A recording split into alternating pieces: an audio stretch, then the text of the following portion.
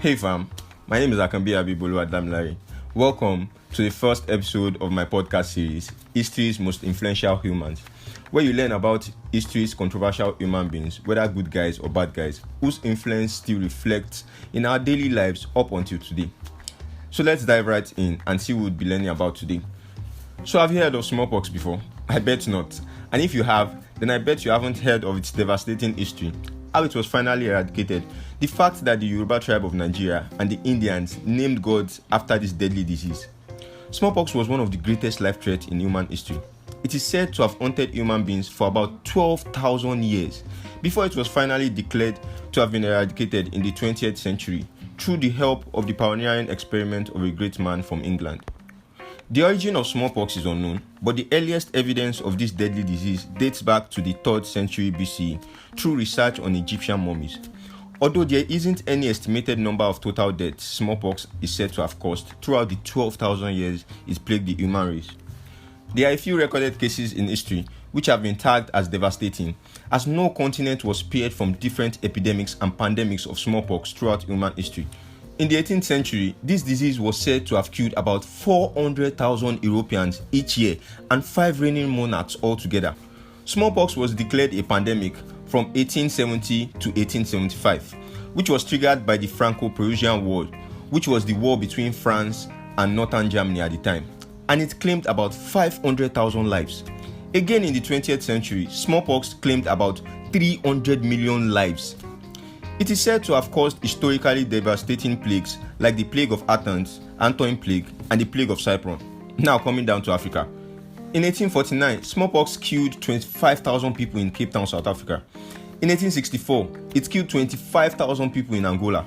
And in a 1930 to 1935 epidemic in Nigeria, smallpox killed 10,438 people out of 45,386 people infected. This disease was so terrible that the Yoruba tribe of Nigeria created a god of smallpox, which was named Shopono, who was frequently appeased through rituals and sacrifices to prevent his rout of smallpox epidemics. I don't know how many of you have heard that funny history.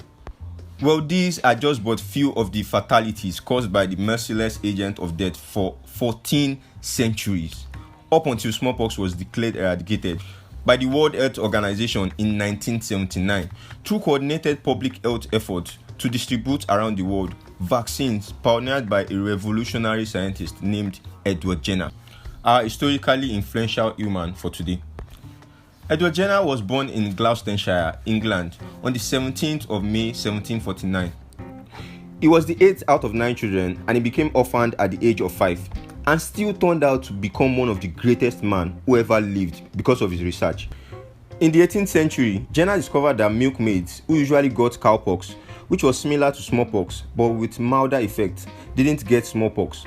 So he hypothesized that anyone who contracted cowpox would later get immune to smallpox. So on the 14th May 1796, he decided to take the risk of testing his hypothesis on James Phipps, the 8-year-old son of his gardener, by taking pus from cowpox blisters on the hand of a milkmaid named Sarah Nelms, cut from a cow named Blossom. Days later, Phipps became sick with cowpox, but he got well pretty quick. Then Jenner went on to infect the young boy with pus from a smallpox patient, and he didn't get sick. Lo and behold, came the beginning of the salvation from numerous centuries of death, disfiguration, blindness, and other symptoms associated with smallpox. Surprisingly, Edward Jenner wasn't the first person to have used this method to effectively cure smallpox. But what made him so historical was that he was the first person to prove the effectiveness of his research to the world. After his successful research, the Royal Society of London refused to publish his finding because, according to them, it lacked evidence. But he refused to accept defeat as he rode to London and had his book published by Sampson Law's firm in June 1798. Jenner's experiment saved millions of people from smallpox during his time and turned out to save probably billions more till the disease was eradicated. Jenner went on to achieve so much more after his revolutionary discovery. But as every human would, the revolutionary zoologist died.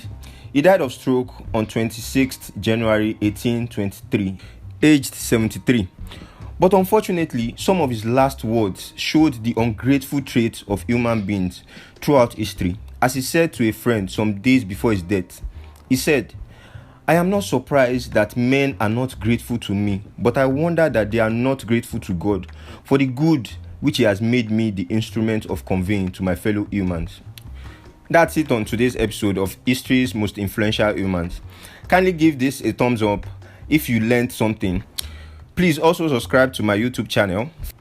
Follow me on my social media accounts for more wonderful content. Like, comment, and I hope to see you on the next episode. Peace.